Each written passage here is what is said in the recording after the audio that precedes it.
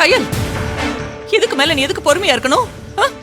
அப்படி என்ன உண்மையதான் உனக்குள்ள புதைச்சு வச்சிருக்க? முதல்ல அதை சொல்லி தொலைய.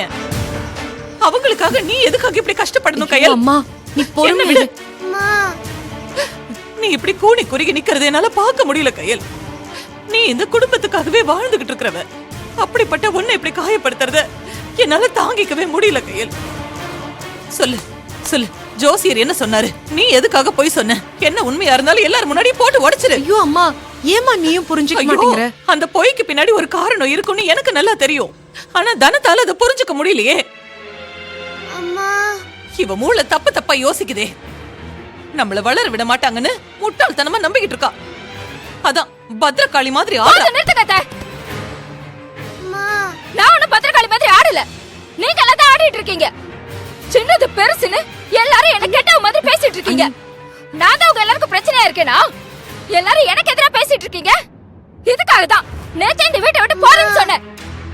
கால்ல விழுந்து டிராமா பண்ணி போக விடாம தடுத்துட்டீங்க. உங்களுக்கெல்லாம் நான் இங்க இருக்கிறது பிடிக்கல, நல்லாவே தெரிஞ்சிடுச்சு. இங்க இருக்கிறது என்ன? நான் உயிரோட இருக்கிறதே உங்களுக்கு பிடிக்கல. அம்மா, நான் இந்த வீட்ல யாருக்கும் பிரச்சனை இருக்க விரும்பல. நீங்க உங்க குடும்பத்தோட நிம்மதியா வாழுங்க. நான் எங்கேயாவது போய் சாவுறேன்.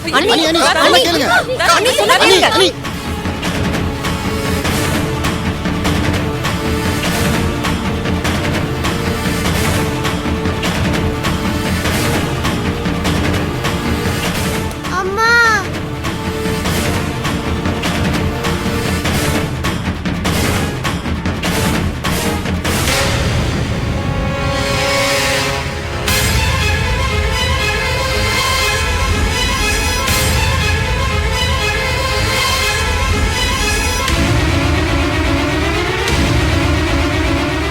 அனு, அனு பாப்பா, என்னாச்சு? அனி, அனி, சிஸ்டர்.